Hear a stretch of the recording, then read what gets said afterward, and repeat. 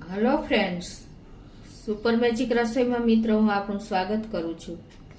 આજે હું લગ્ન પ્રસંગમાં બનતા લાઈવ ખાટિયા ઢોકળાની રેસીપી તમારી સાથે શેર કરું છું મિત્રો। તો તમને ચોક્કસ આ વિડીયો ગમશે, ગમે તો લાઈક કરજો, શેર કરજો અને સબસ્ક્રાઈબ કરવાનું તો ભૂલતા જ નહીં। તો મિત્રો હવે આપણે ઘરે ખાટિયા ઢોકળા તો બનાવીએ જ છીએ, પણ પ્રસંગમાં જે રસોઈયા લોકો બનાવે છે ને એવા ઢોકળા આપણી કીધે થતા નથી। તો આજે હું તમને એક સિક્રેટ ઇન્ગ્રેડિયન્ટથી જ ઇન્સ્ટન્ટ આપણે લાઈવ ઢોકળા બનાવવાના છે। તો એમાં શું ઇન્ગ્રેડિયન્ટ લીધા ને એ પણ તમને બતાવી દઉં। એમાં મેં જો આ 1 કપ ચણાનો લોટ લીધો છે, અડધો કપ ચોખાનો લોટ લીધો છે, 1/4 કપ આપણે રવો લેશું, અને પછી આપણે હળદર, મસાલામાં હળદર છે, લાલ મરચું છે, ધાણા જીરું છે, આખું જીરું છે, મીઠું છે, લસણ છે, આદુ મરચાંની પેસ્ટ છે, તેલ છે, છાશ છે અને પાણી, એટલા ઇન્ગ્રેડિયન્ટ આપણે લેશું। અને ચટણી બનાવવામાં મિત્રો આપણે ધાણા ભાજી અને રૂટીન મસાલા લેશું। તો હવે આપણે બનાવવાનું ચાલુ કરીએ। તો મિત્રો આપણે ઘરે જે ઢોકળા બનાવીએ છીએ ને એમાં તો આપણે આથો લાવવાની ઝંઝટ હોય છે, બધું આપણે ટાઈમ આપવો પડે છે, પલાળવું પડે છે। તો આમાં હું તમને ઇન્સ્ટન્ટ આપણે રસોઈયા લોકો પ્રસંગમાં બનાવે છે ને એવા જ ઢોકળા આપણે આજે હું તમારી સાથે શેર કરું છું। તો એમાં અત્યારે હું પેલા એક બાઉલમાં 1 કપ ચણાનો લોટ લઉં છું। આ મારે ઘરે જ આપણે ચણાની દાળનો દળાવેલો લોટ છે, તમે બેસન પણ લઈ શકો છો। અને એની સામે આપણે અડધો કપ ચોખાનો લોટ લેશું અને 1/4 કપ જેટલો આપણે રવો લેશું। મિત્રો આ એક સિક્રેટ ઇન્ગ્રેડિયન્ટ જ છે, આને હિસાબે જ આપણા ઢોકળા એકદમ સરસ બાર જેવા જ બને છે। અને હવે આપણે આમાં મિક્સ કરી લેશું આ, અને એમાં આપણે અત્યારે ખાટી છાશ લેવાની છે 1 કપ। તમે જો આમાં મોરી છાશ નહીં ચાલે મિત્રો, ખાટી છાશ હશે ને તો જ ઢોકળાનો ટેસ્ટ સરસ આવે છે, એટલે તમે ખાસ આ નોટ કરજો। એટલે આપણે આવી રીતે થોડી થોડી છાશ એડ કરતા જાશું અને આ રીતે એક જ ડિરેક્શનમાં આપણે ફેરવતા જાશું, એટલે આપણે લમ્સ ન પડે બેટરમાં।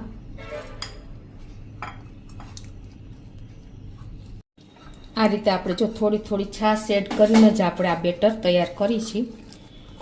અને હવે આમાં આપણે અડધો કપ જેવું પાણી લેશું।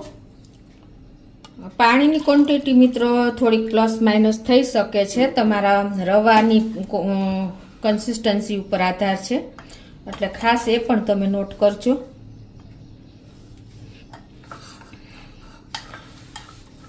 આ રીતે નાખ્યા પછી આપણે અડધો કપ જેવું થોડુંક પાણી નાખીને પણ આ મિક્સ કરી લેશું। ટૂંકમાં આપણે આ બેટર રિબન કન્સિસ્ટન્સી આવે ને એવું બનાવવાનું છે।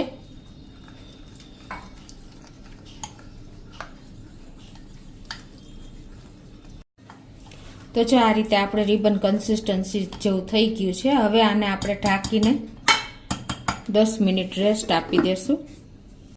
તો હવે આપણે બેટર રેસ્ટ લઈએ છીએ ને ત્યાં આપણે બીજી તૈયારી કરી લઈએ। તો એના માટે આપણે ગેસ ઓન એકદમ સ્લો ગેસ રાખીને એક પેનમાં આપણે થોડુંક પાણી મૂકી દેશું અને આપણે આ રીતે એક સ્ટેન્ડ મૂકી દેવાનું છે। આ રીતે આપણે સ્ટીમર, તમારી પાસે સ્ટીમર હોય તો ભલે ને આ રીતે પણ તમે તૈયાર કરી શકો છો। અને પછી આપણે એને આ રીતે ઢાંકી દેશું અત્યારે। અને પછી આપણે હવે જે પ્લેટમાં આપણે આ બેટર નાખીને ઢોકળા તૈયાર કરવાના છે એને પણ આપણે આ રીતે 1 ચમચી જેવું નાખીને ગ્રીસ કરી લેશું।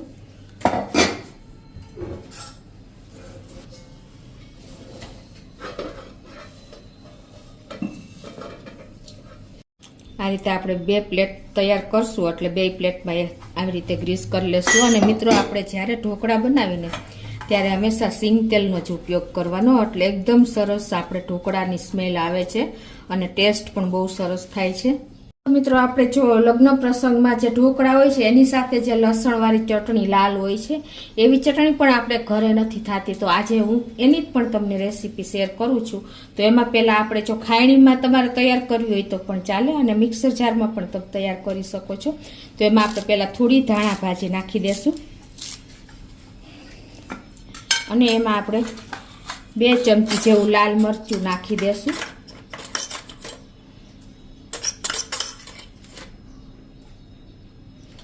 એક ચમચી જેવું આપણે ધાણા જીરું નાખી દેશું અને અડધી ચમચી જેવું આપણે આખું જીરું નાખી દેશું અને ટેસ્ટ એકોર્ડિંગ આપણે મીઠું પણ નાખી દેશું, એક ટીસ્પૂન જેવું.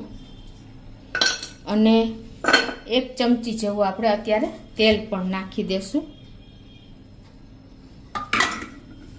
અને 8 થી 10 કળી લસણ આપણે નાખી દેશું. જો તમે લસણ ન ખાતા હો તો તમે લસણ એવોર્ડ પણ કરી શકો છો. અત્યારે હું નાખું છું. અને હવે આને આપણે એકદમ ફાઇન પેસ્ટ બનાવી લેશું. તો આ રીતે જો આપણે એકદમ સરસ ફાઇન પેસ્ટ તૈયાર કરી લીધી છે મિક્સર જારમાં. હવે આપણે આને વઘારવાની છે. એના માટે આપણે ગેસ ઓન કરીને એક પેનમાં 4 ટેબલ સ્પૂન જેવું તેલ મૂકી દેશું.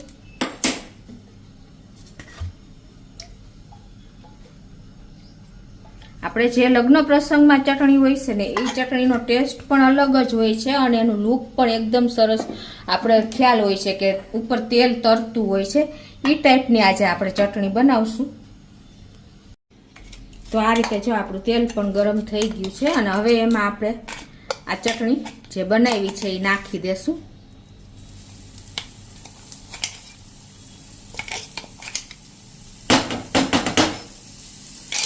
અને એને આપણે એકદમ સ્લો ગેસ ઉપર જ નાખવાની છે.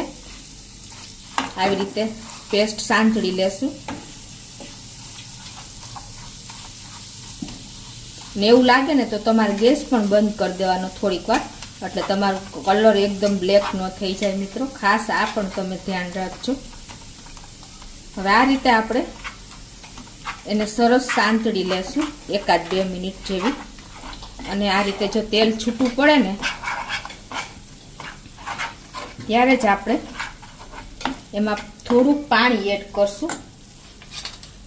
આ રીતે જે આપણે મિક્સર જારમાં બનાવ્યું છે ને એમાં જ હું પાણી નાખીને અત્યારે નાખી દઉં છું. આ રીતે આપણે 3 થી 4 મિનિટ આ રીતે એને રોસ્ટ કરીને પાણી તેલ છૂટું પડવા દેવાનું છે.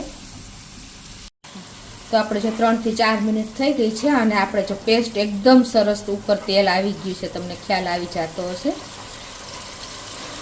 તો હવે હું ગેસ બંધ કરી દઉં છું અને આપણે એને એક બોલમાં કાઢી લેશું.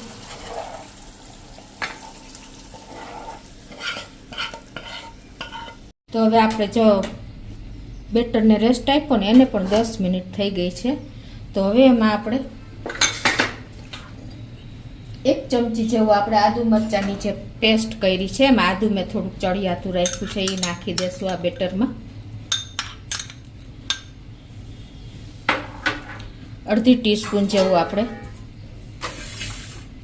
હળદર નાખી દેશું. અડધી ટીસ્પૂન જેવું આપણે ટેસ્ટ એકોર્ડિંગ સોલ્ટ પણ નાખી દેશું. આપણે તેલ પણ બેટરમાં નાખી દેશું 1 ટેબલ સ્પૂન જેવું નાખશું. કેમ કે જો તેલના હિસાબે આપણા ઢોકળામાં એકદમ જે ડૂચળો વરે છે ને ગળે અટવાય છે ને એ અટવાશે નહીં. અને આપણે 1 ચમચી જેવું આપણે આ ઈનોનું પેકેટ જે 1 ચમચી જેવું જ આવે છે 1 ટીસ્પૂન જેવું એ પણ આપણે આમાં નાખી દેશું.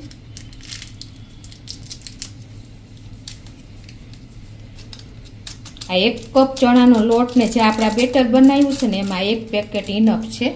અને હવે આપણે એમાં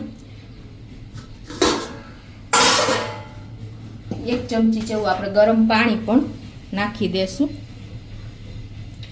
આ આપણે ઇનો માથે જ નાખશું એટલે એકદમ આપણા સોડા એક્ટિવેટ થઈ જાય. જો તમને ખ્યાલ આવી જતો હશે. આ રીતે તમે નાખશો ને એટલે આપણે એકદમ આપણું બેટર સરસ તૈયાર થઈ જશે, એક્ટિવેટ થઈ જશે. અને આ બધું હવે આપણે મિક્સ કરી લેશું.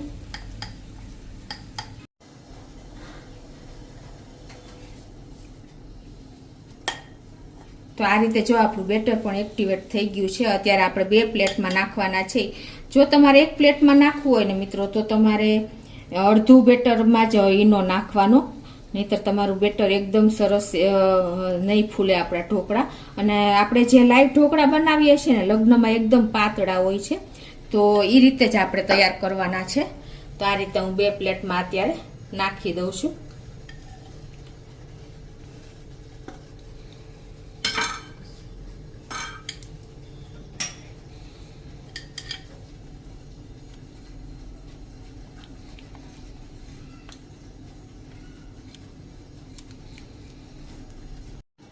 હવે આ રીતે આપણે બેટર નાખ્યા પછી ઉપર આપણે લાલ મરચું પાવડર થોડુંક આ રીતે સ્પ્રિંકલ કરી દેશું.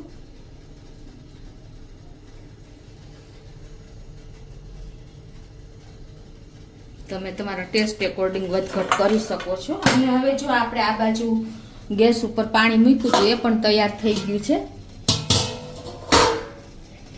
હવે એમાં આપણે આ બંને પ્લેટ મૂકી દેશું સેન્ટરમાં.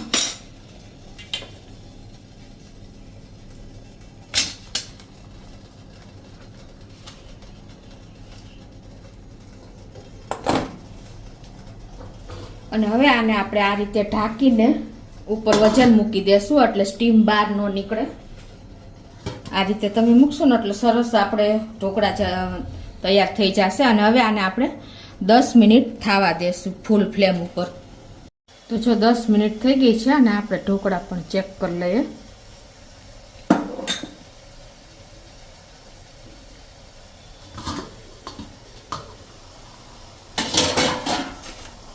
જો સેન્ટરમાં આપણે કોઈ પણ ચપ્પુ કે સળી લગાવશો ને, જો ક્લીન નીકળે ને તો આપણા ઢોકળા તૈયાર થઈ ગયા છે. તો હવે હું ગેસ બંધ કરી દઉં છું અને હવે એમાં આપણે બહાર જ લઈ લેશું.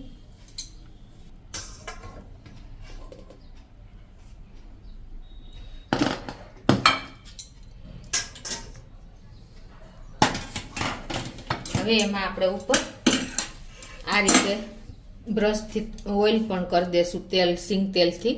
એનાથી એનો ટેસ્ટ અને લુક બંને સરસ આવે છે બંને પ્લેટમાં.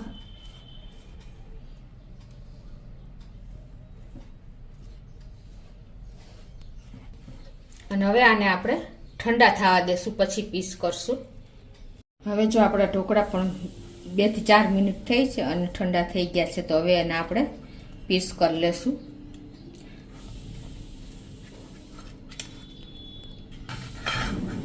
આ રીતે અત્યારે હું ડાયમંડ શેપમાં કટ કરી રહી છું.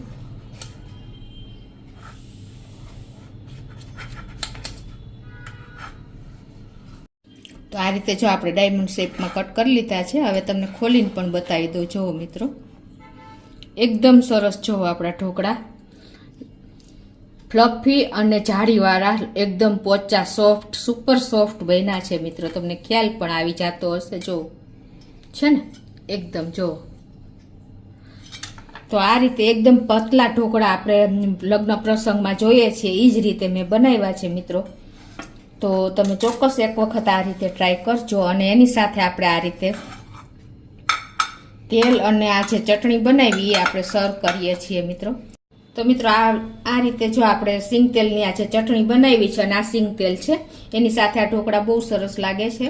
તો આ રીતે સર્વ કરાય છે પ્રસંગમાં કે ઘરે, કોઈ પણ આપણે આ રીતે જઈને ટેસ્ટ કરીએ છીએ. તો તમને ચોક્કસ આ વિડીયો ઉપયોગી થશે. તમને ગમે તો લાઈક કરજો, શેર કરજો અને સબસ્ક્રાઈબ કરવાનું તો ભૂલતા જ નહીં.